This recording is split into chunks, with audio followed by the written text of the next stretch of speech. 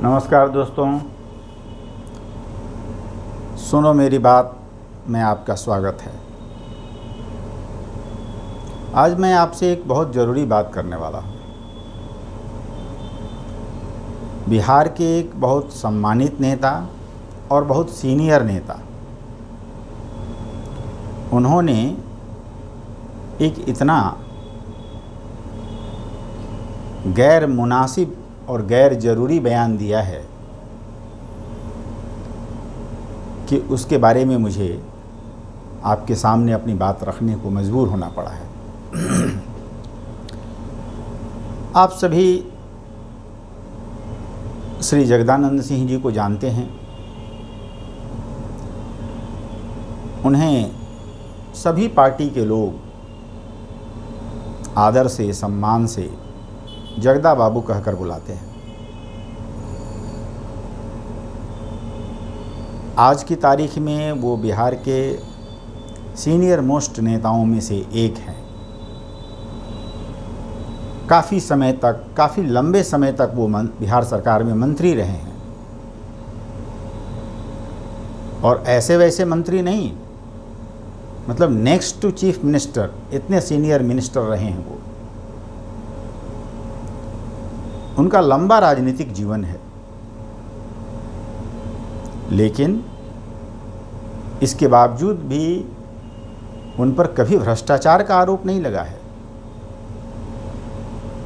जगदा बाबू को कहीं कोई गंभीर अपराध का मुकदमा नहीं है,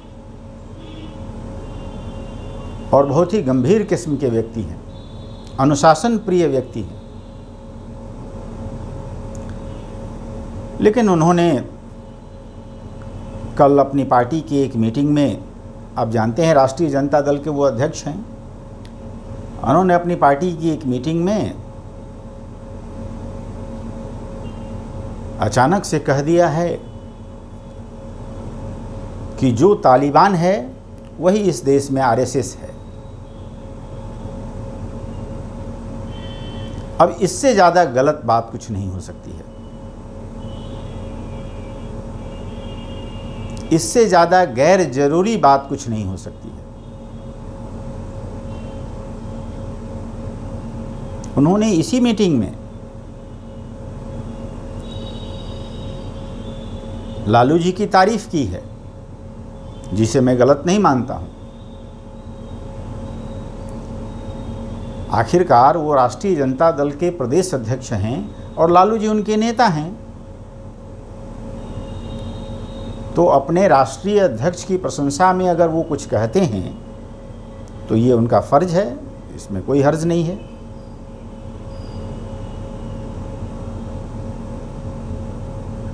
लेकिन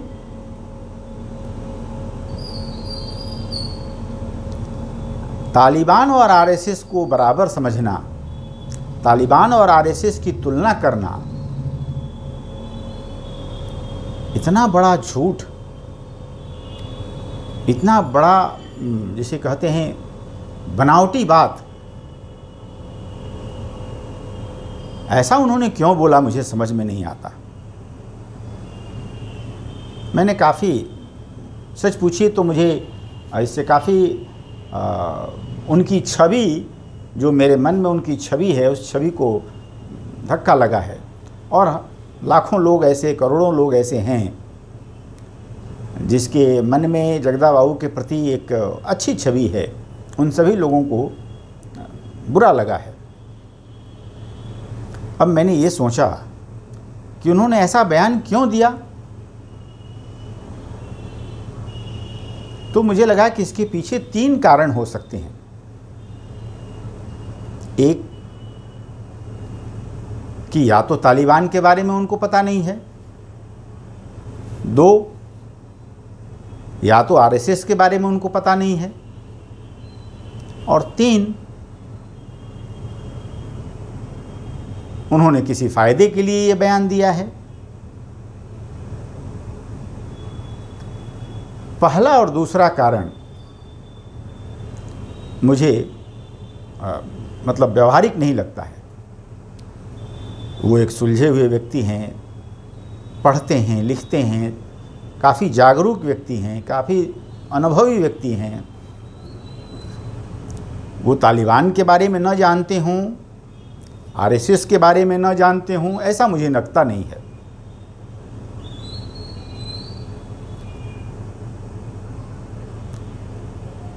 लेकिन फिर भी उनको एक तरह से रिमाइंडर देने के लिए मैं बताना चाहता हूँ कि क्या उनको मालूम नहीं है कि एक छोटा सा मुल्क तालिबान, एक गरीब देश, इन आतंकवादियों के कारण पिछले 40-45 वर्षों से युद्धग्रस्त है। लाखों लोग तालिबान में मारे गए हैं, लाखों लोग अपना घर छोड़कर भाग गए हैं, लाखों लोग अपाहिज हो गए हैं, औरतों की शिक्षा दीक्षा बंद हो गई, स्कूल कॉलेज जाना बंद हो गया, दफ्तर जाना बंद हो गया, अस्पताल बंद हो गए, फिल्म, टीवी, रेडियो बंद हो गया, मीडिया की आज़ादी बंद हो गई, व्यक्तिगत स्वतंत्रता समाप्त हो गई। और अभी हाल फिलहाल में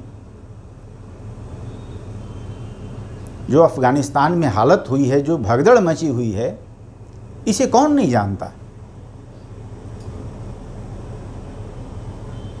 आज अगर अफ़गानिस्तान का बॉर्डर खोल दिया जाए और वहाँ से कोई रोक टोक और बंदूक का डर हटा दिया जाए, तो क्या अफ़गानिस्तान में कोई रह जाएगा? कोई अफ़गानिस्तान से माने सारे लोग भाग जाना ही चाहते हैं अफ़गानिस्तान से, अपना परिवार बचाने के लिए, अपना जीवन बचाने के लिए। सारे लोग भागने ही के जुगाड़ में लगे हुए हैं। जो नहीं भाग पा रहे हैं वो क्या करें?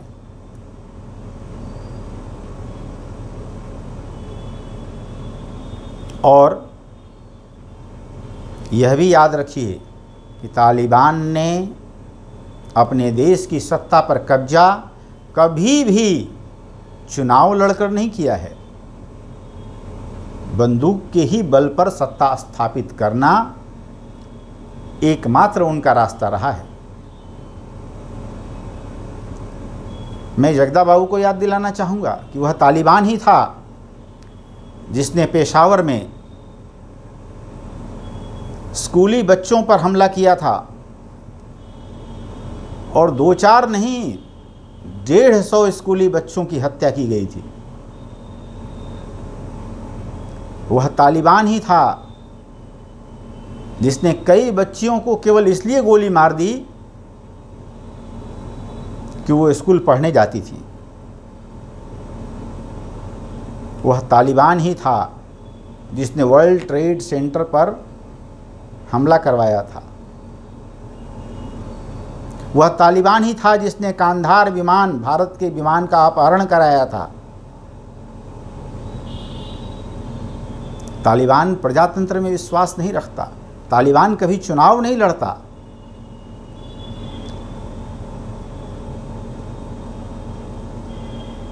उसके बाद चलिए, क्या जगदा बाबू आरएसएस को नहीं जानते? आरएसएस के विरोधी होना, आरएसएस के विचारों से असहमति रखने का पूरा अधिकार है जगदा बाबू को। सभी लोग आरएसएस के फॉलोअर्स नहीं हैं। सभी लोग आरएसएस के फॉलोअर्स हों यह कोई ज़रूरी नहीं है। लेकिन खुले दिमाग से, खुली आँखों से आरएसएस को देखिए और जानिए। आपको उसके सिद्धांत में अगर कोई कमी नज़र आ रही है तो उसके बारे में बहस कीजिए। अगर सही लग रहा है तो उसका साथ दीजिए।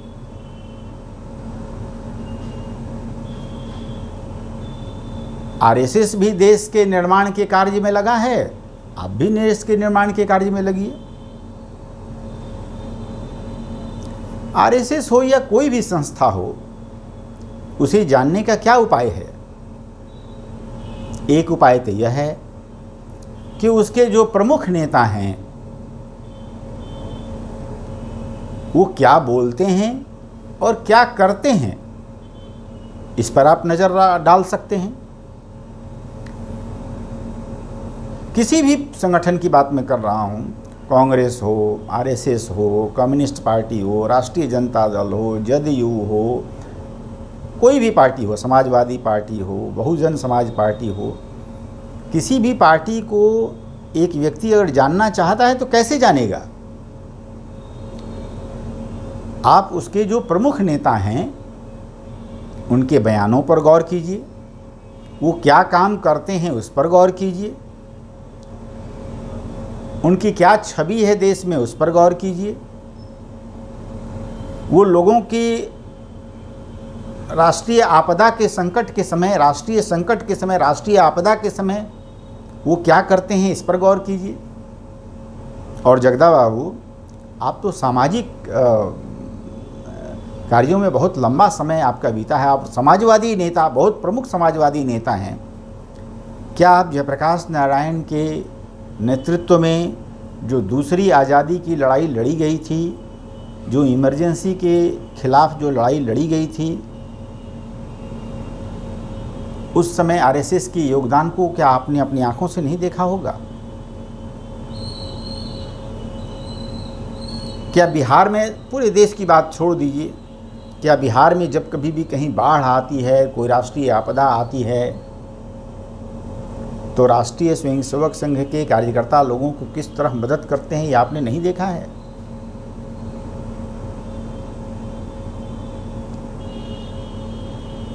क्या राष्ट्रीय स्वयंसेवक संघ का कोई भी प्रमुख पदाधिकारी कभी भी किसी भी तरह के हिंसात्मक गतिविधि में लिप्त पाया गया है? कभी भी किसी भी प्रकार के आतंकवादी गतिविधि में पाया गया है? नहीं। फिर भी आप आरएसएस का समर्थन नहीं करना चाहते हैं, कोई हर्ज नहीं है।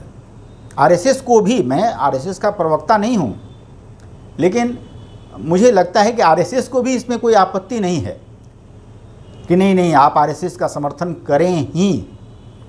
और आप आरएसएस का समर्थन नहीं भी करते हैं, फिर भी आरएसएस के लोग, आरएसएस के नेता आपका उतना ही सम्मान करेंगे।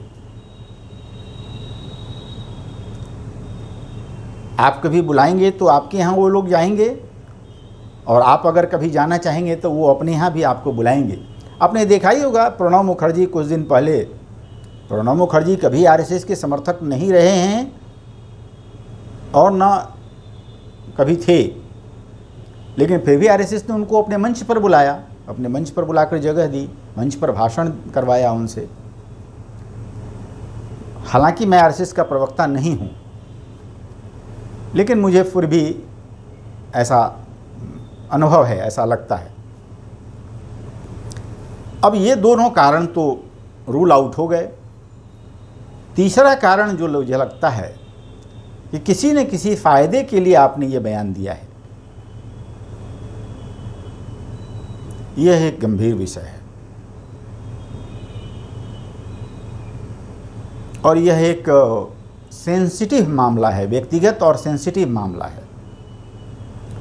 हो सकता है कि आपको लगता हो कि ऐसा बयान देने से आपको कोई राजनीतिक फ़ायदा हो जाएगा। भगवान करें, अगर ऐसा बयान देने से आपको कोई राजनीतिक लाभ हो जाने वाला हो तो दीजिए, कोई हर्ज नहीं है। लेकिन फिर भी आपसे बहुत ही जूनियर होने के नाते मैं एक दो बात कहूँगा कि अब आपको क्या फ़ायदा चाहिए। आप इतने लंबे समय तक मंत्री रह चुके हैं, इतने लंबे समय तक सदन में रह चुके हैं,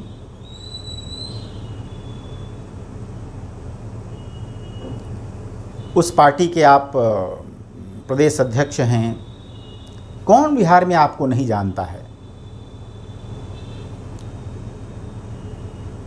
अब कब तक राजनीतिक फ़ायदे के लिए राजनीति करेंगे? इससे अधिक क्या फ़ायदा आप चाहते हैं और क्या फ़ायदा आपको लगता है, किस फ़ायदे की उम्मीद लगती है आपको? क्या आपको लगता है कि कभी आप ऐसा बोलने से राष्ट्रीय अध्यक्ष बन जाएंगे उस पार्टी के? क्या आपको लगता है कि ऐसा बोलने से आप उस पार्टी की अगर सरकार बनेगी तो मुख्यमंत्री बन जाएंगे? और कब तक राजनीति के इस दुष्चक्र में और इस लोभ लालच में पड़े रहेंगे? कब तक केवल फायदे की ही राजनीति करते रहेंगे?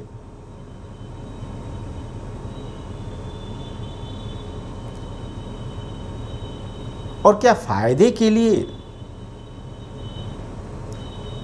कुछ भी बोल देना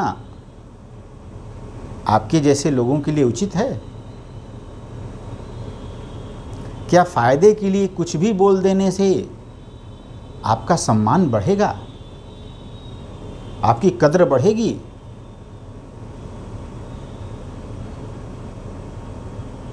मुझे माफ़ करिएगा जगदा बाबू, आपकी इस बात से आहत होकर मैं ये सब कुछ कह रहा हूँ। और आप